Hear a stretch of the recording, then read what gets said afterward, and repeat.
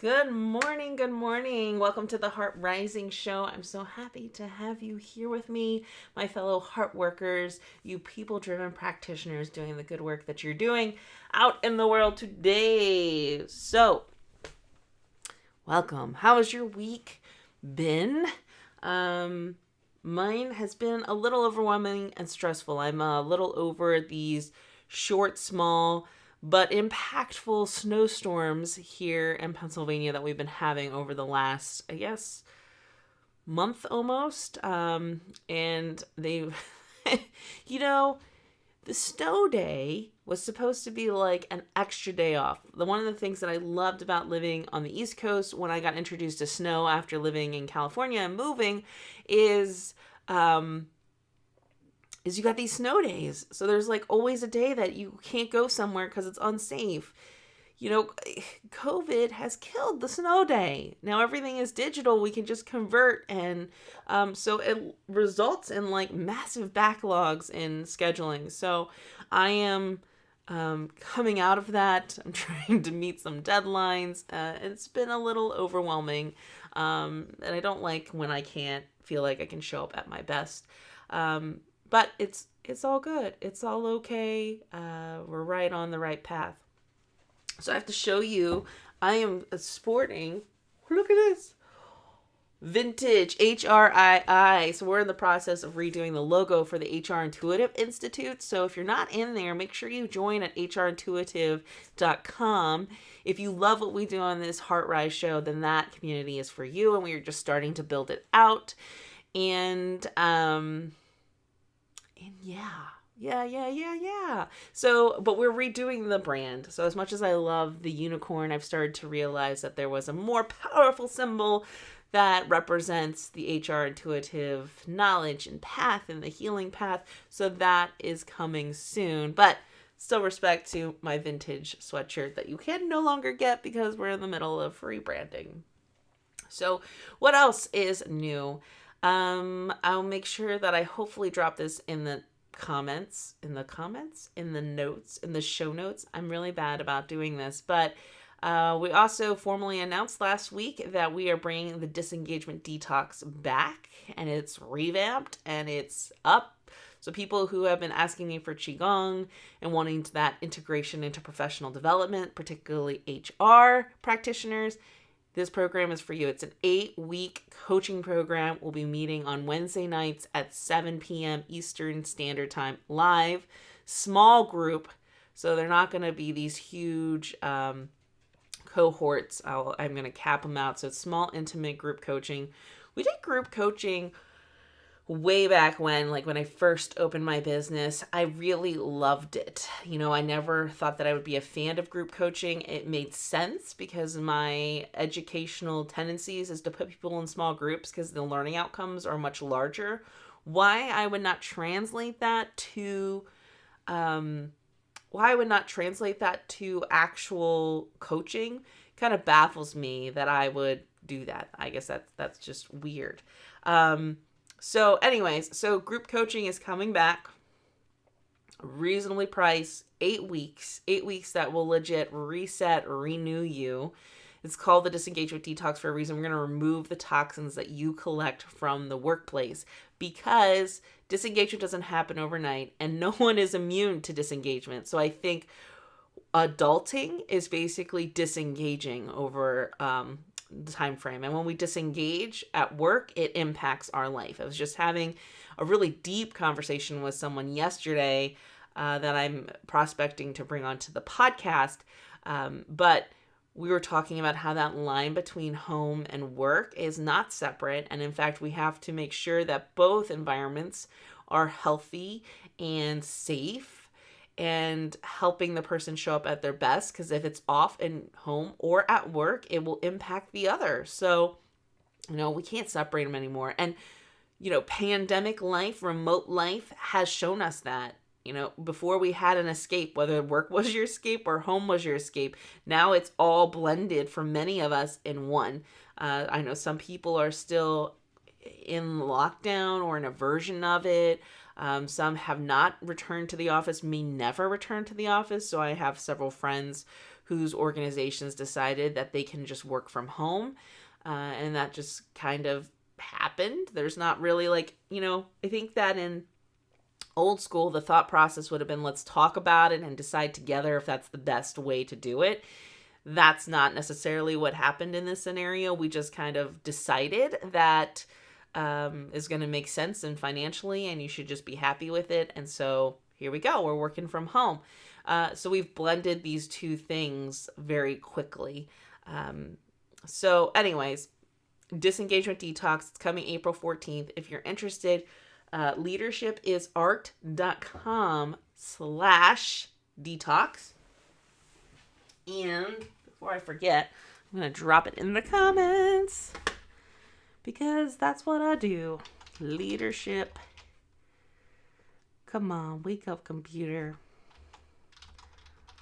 leadershipsart.com/detox. Ba-boom. Ta-da! So, check it out. See if it's for you. Really, really excited about that.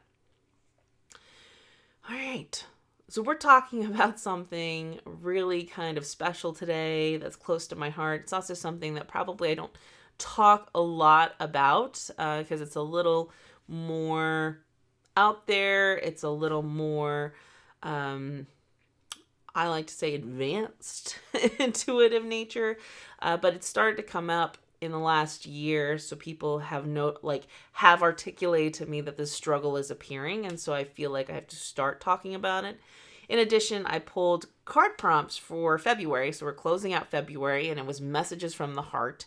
And this is the last one that was there. So I'm going to trust wholeheartedly that I meant to share this message with you, and that it will resonate with those who it was meant to resonate with, and those who are meant to find it will find it. I will also say that if you are not interested in this topic, that's okay. Like, we'll go through posts to ponder, and if you want to peace out, then peace out. Like, I'm not offended by that at all. I recognize, this journey, I'm so grateful that you're on it, and, we're all heading in the right direction, but we're all very much on our own journeys, and we're at different places in that journey. So what we're able to absorb or open to is different at every given time. I also recognize that just because we're heading in the right direction does not mean that yours does not look completely different or is veering off in a different kind of direction, even though it's generally still heading in the right direction. The main thing is that you're showing up, that you're doing that work, that you're finding your connected path, and that you're living it. Because when you do that, then you send the powerful ripples that ultimately heal the world. And, if you're a people-driven practitioner, you are in the world of HR. If you're a people-driven practitioner at home, how you're raising your children, how you interact with your spouse or your partner, how you interact with your friends, you're sending ripples that impact our workplace. Just as we said that there is no disconnect between the two, that they directly impact each other, I just view HR on this huge aspect. HR got its term for the management of people, managing people, like we can control people. Really, it's the art form of maximizing the potential of a concentrated function to really develop and care for people. It's sad that we have to articulate it in a business fashion about how we provide value and how we can maximize value from people. When we take a couple steps back and just look at the big picture, we think about engagement and productivity. The two big nuggets are basically, if you care about your people and you invest in them, they're going to be more productive. They're going to be happier. And yes, it just happens to massively impact the bottom line. I just finished reading with the podcast book club, The Infinite Game by Simon Sinek. Whew. So grateful those words are out there in written form, and a book that I'm probably going to gift to every leader in my life. But this shift in mindset, thank you so much, Simon Sinek, for sharing this. But this gift that is a shift in mindset about embracing the purpose of business is to manifest change and to create movements and have a cause. The best entrepreneurs, the best businesses started with a visionary who had a hope to make a difference or change something. And he just lists all kinds and then talks about how maybe those visions and those purposes got lost. So when we think about that and we think about work really being to make a difference, which is what the new workforce generations are asking for, meaningful work. Tell me why my work matters. And it's just not this monotonous thing. I mean, everything that we do when we work, it serves a purpose. And when we can't see that purpose anymore, then we really need to reevaluate. So anyways, weird soapbox tangent, which I know you don't mind because many people email me and share that they love those tangents. And some of you tune in specifically for those, not my programmed message, which that's fine. That's cool. You're not here for the hard chat. You're here for the randomness. I'm happy to deliver. All right, let's get into Post to Ponder and see what we have here today. These are predominantly by Instagram, and I'm kind of feeling like Instagram is just, LinkedIn's gonna spread a sprinkle of some LinkedIn. Maybe we'll just do like additions, but I've been hanging out a lot on Instagram. So like if you want to connect with me, Facebook, I'm never on Facebook. You send me something on Facebook, it's probably going to take eons for me to respond. I try to be very mindful of the alerts if you send them through the business page. Number one, because the weird algorithm definitely penalizes my organization if we don't respond in a timely manner. We just have a presence there, but I really hang out in Instagram. I hang out in HRintuitive.com, which there's not a lot of folks in there. So I kind of like have conversations with myself there. So there's places to hang out with me. But if you want to engage with me, follow me on Instagram at Samm with 2 M's, Samm Smelter. You can find me easily on Instagram. Okay. All right, so here are the posts to ponder today. So the first one, this was a repost in a story that I screenshotted by my friend Jeff Harry. So at Jeff Harry, you should follow him. If you're on TikTok, follow him. He has these hilarious videos. He's also been on our podcast. He was the first episode of season 2 that launched this year. I should say of the relaunch season 2. So the podcast has been out for 5 years. And I know those that have been listening for all that time are like, stop talking about it like it's brand new. But since we've relaunched with our new intention, the relaunched season 2 in January, Jeff Harry was the very first podcast guest. He's coming up in a couple of weeks because he's a repeat guest. But he's really kind of, I don't think anyone likes to hear that, but he really has become a friend. And I really am inspired by the things he shares on social media because he's so active on there. So he reposted this from Sylvester McNutt III. It says, if you have not learned anything from this year, I have one lesson that I'd like to share with you. Let people know that you love them and care about them and show it in a way that they will understand it too.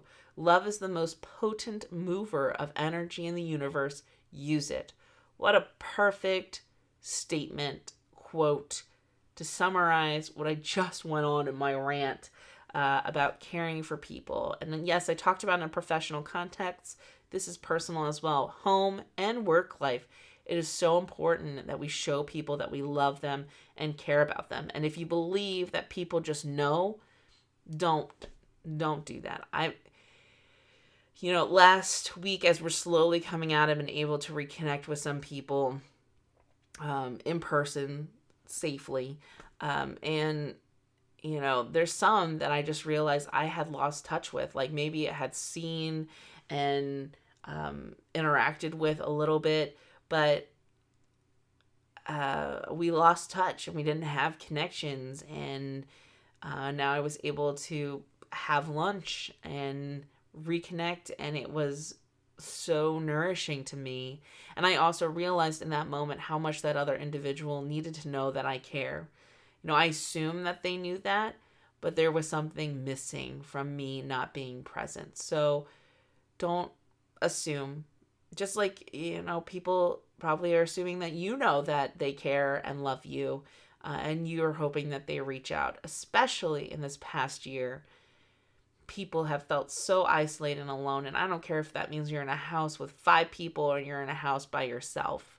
There was just a new level of stillness that is unsettling to very many people. All right.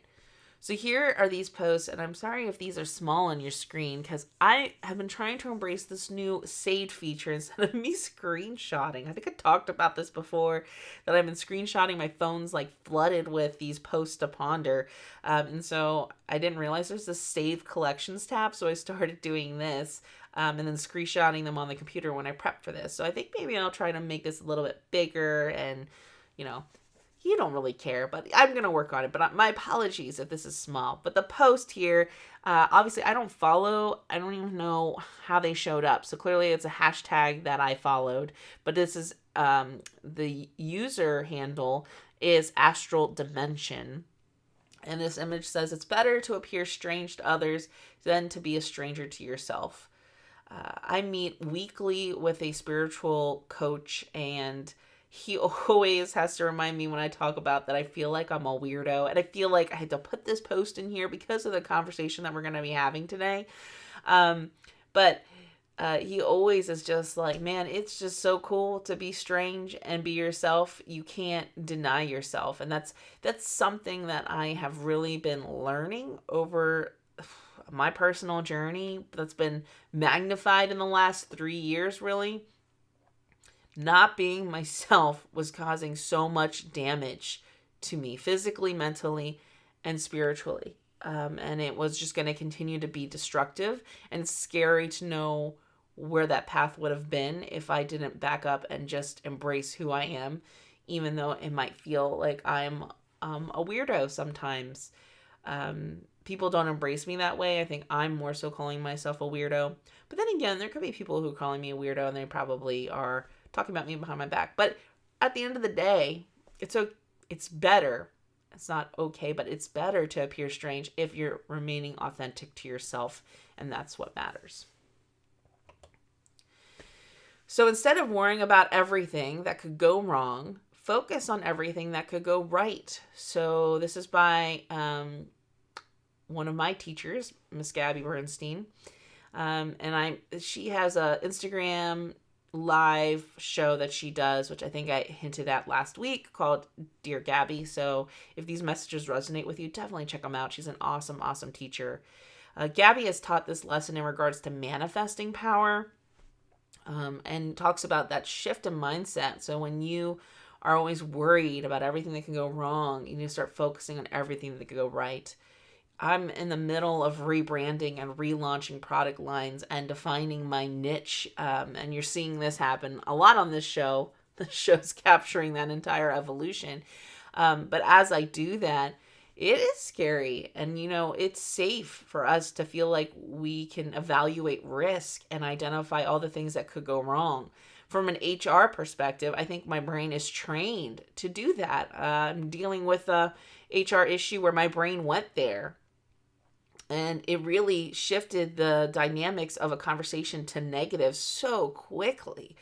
And, I still think that we need to be mindful of limiting risk and liability, but I think we also need to be mindful of the larger context that it sets. So how do we have a balance of making sure we minimize risk and liability, but we don't allow it to take us down this deep, dark hole?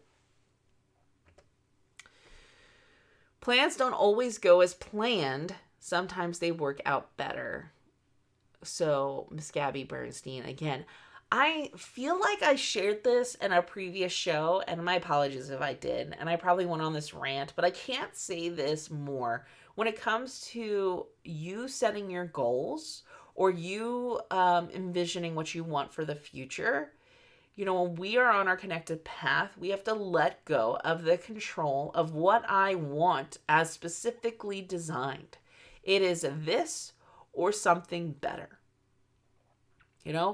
we can't see all the nooks and crannies and the winding road. All you have to do is look back. Look back at every challenge that you've gone through that's brought you to where you are today. And if you're in the weeds of it, where you're like, life is hard right now and it is challenging, Sam, I hear you.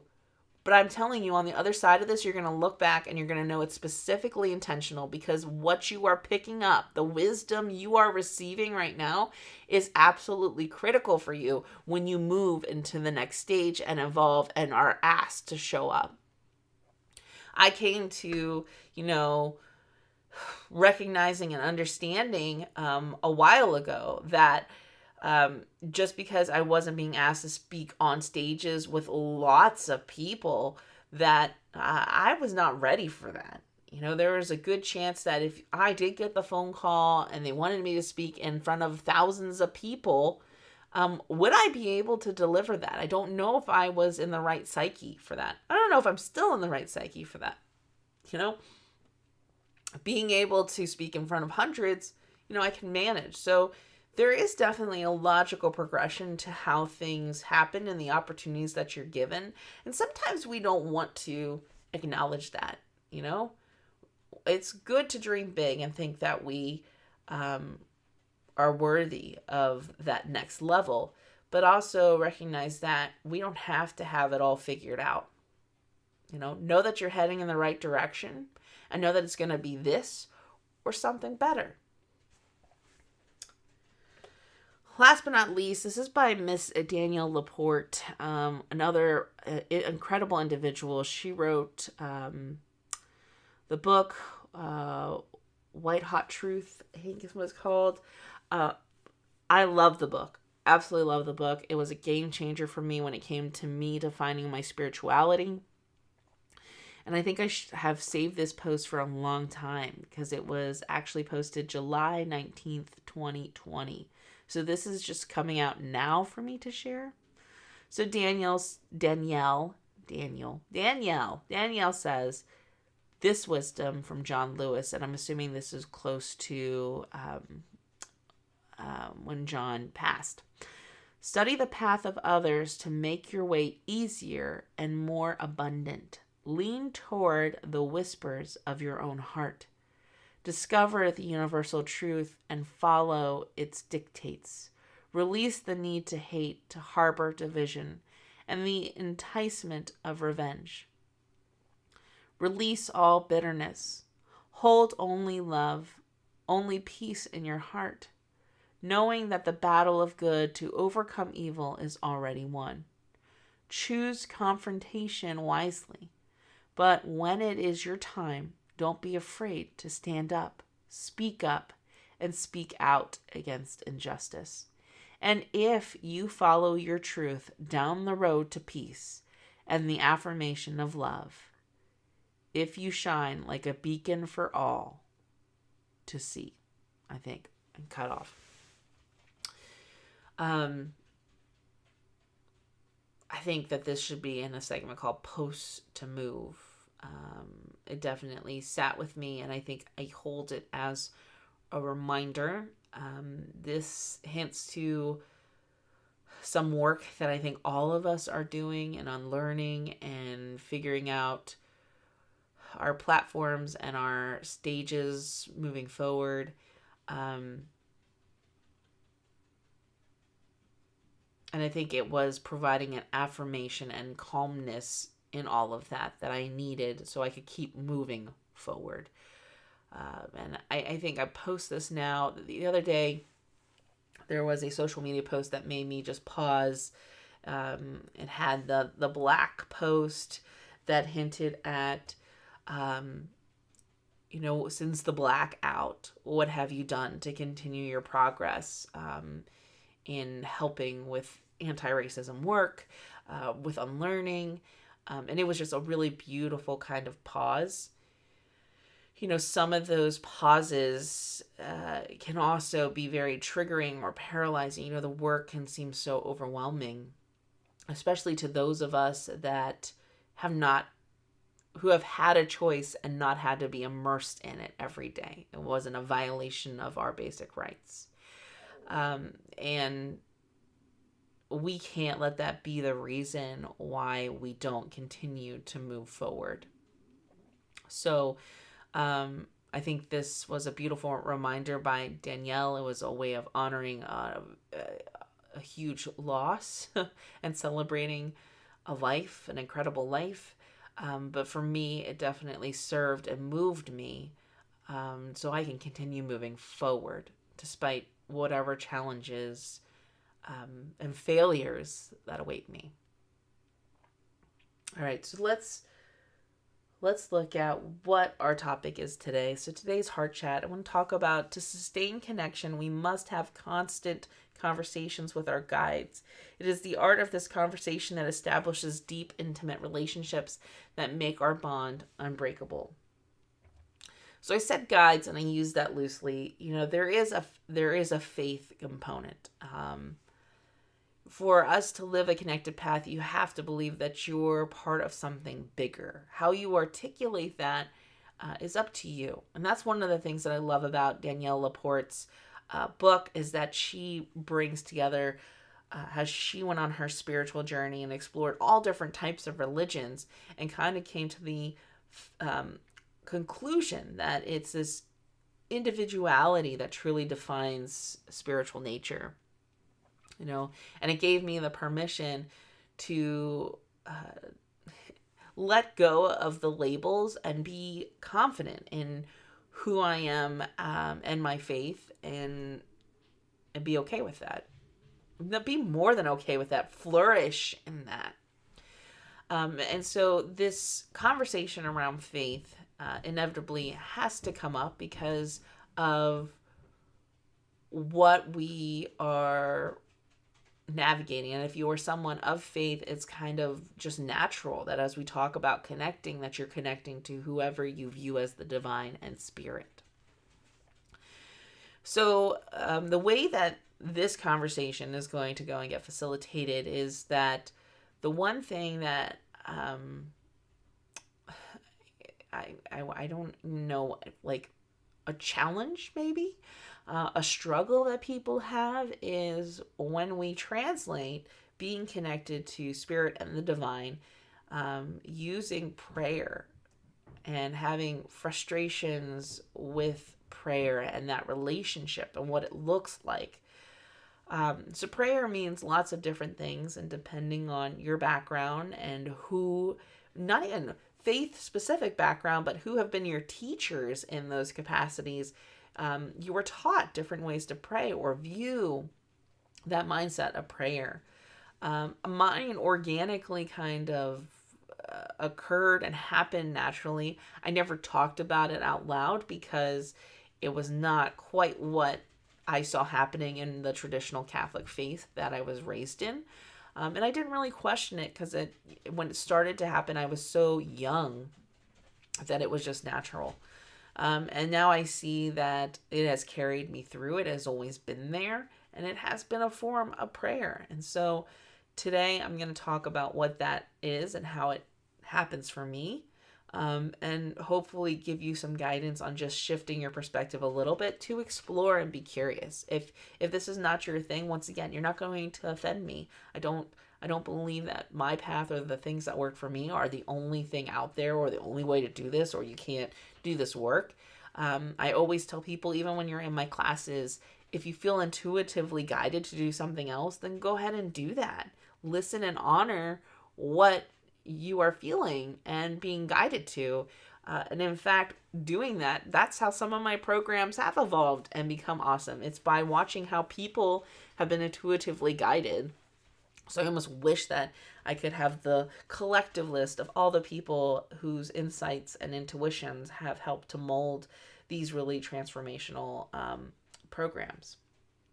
All right, so let's get into the first point here, which is asking versus listening. So in a traditional sense, when we think about prayer, we I know many of us were taught, we pray when we are asking for help, when things are hard, when we need that extra strength. And there is a component to it that we need to just say that out loud. There's a releasing component of it.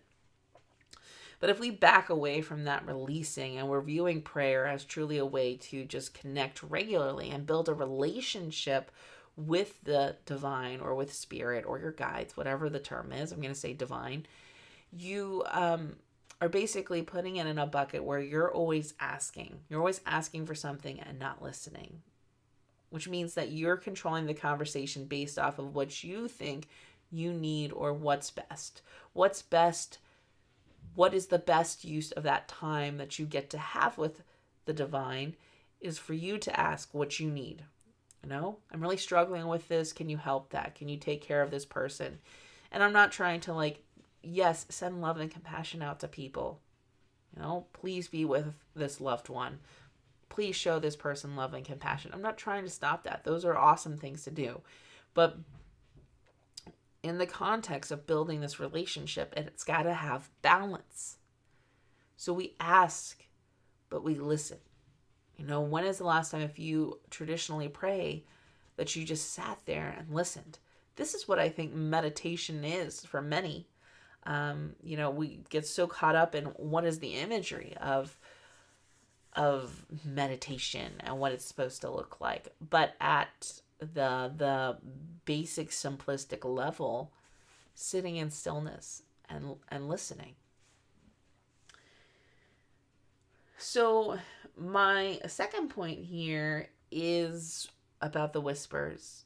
So when I sit and I just listen, that's when I start to hear the whispers of wisdom that could only come from the divine.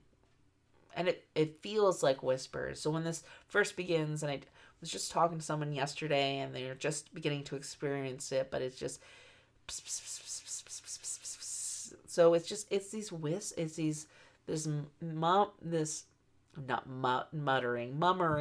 Is that a word? I don't know.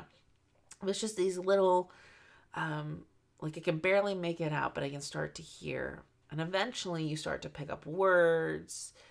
But when we listen, we actually hear. In my book, The HR Intuitive, I talk about the clairsenses. I think we've talked about it in a previous episode on the HRart Rise Morning Show. Might have been when we were back at this Work Love TV or Work Love Wednesday. I don't know. But I know I've talked about them before. But clairaudient. We hear our intuition.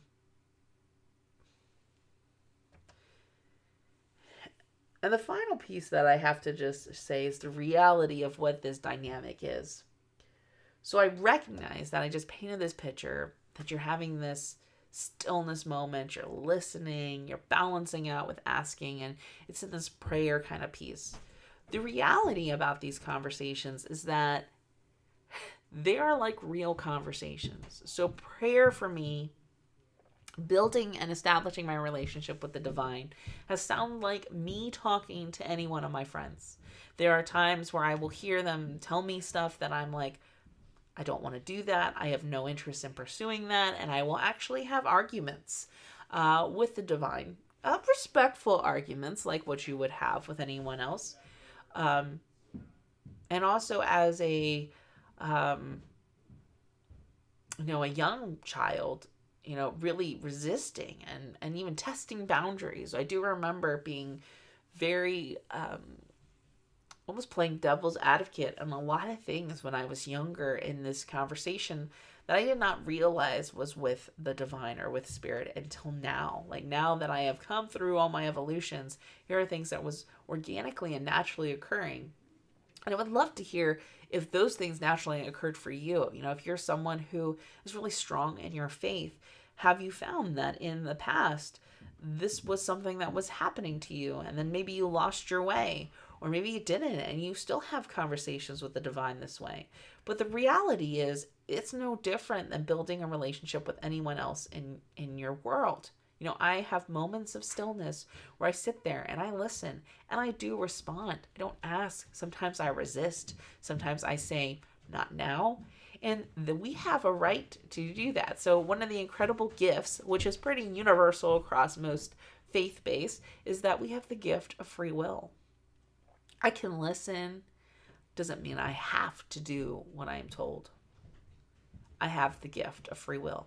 In fact, if we want to talk about, for just a moment, sidebar, about when people are like, well, how do you know that it's spirit, or how do you know that it's divine? If they are challenging your free will, if they are demanding something else, that's not the divine. The divine wholeheartedly loves you and supports you, and will be respectful of that. They might come back and they have, are you ready now? Are you ready? And I might just be like, nope, no, thank you. I'm not ready. I choose not to do that now. So they will be respectful of that. But that is the reality. It's like a conversation. And I know that I've had conversations with people who are struggling with this prayer versus building a relationship and having conversations. It's weird. It's weird because it's not like what we have seen kind of normalized when we think about prayer and these divine moments.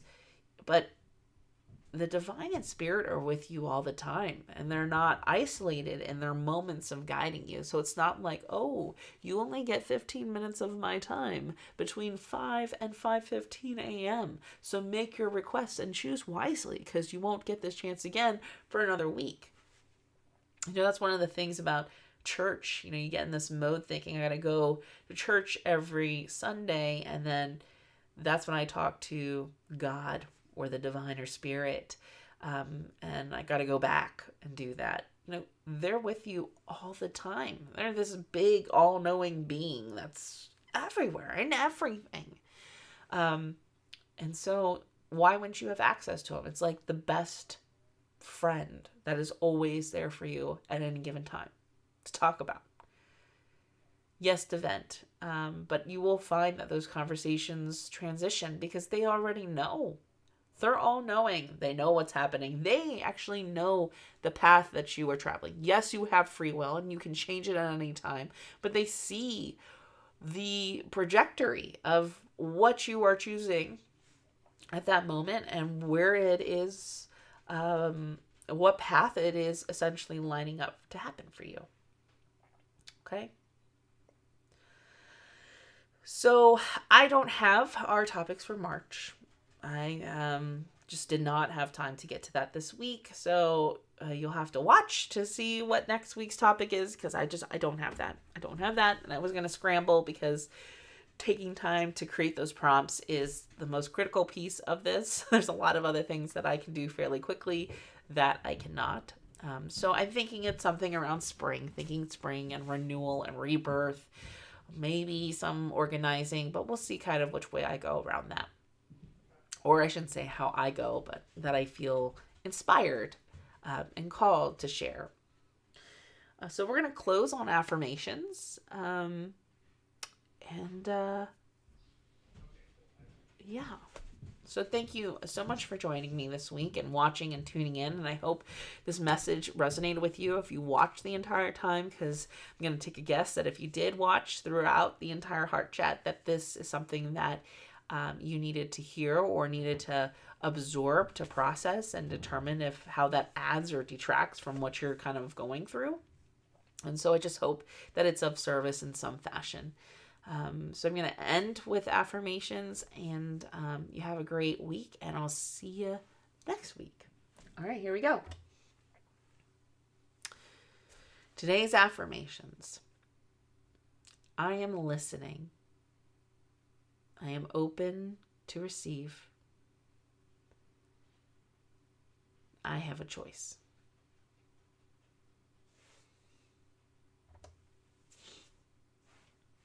That's it. Thank you so much. Have a great day and a beautiful weekend.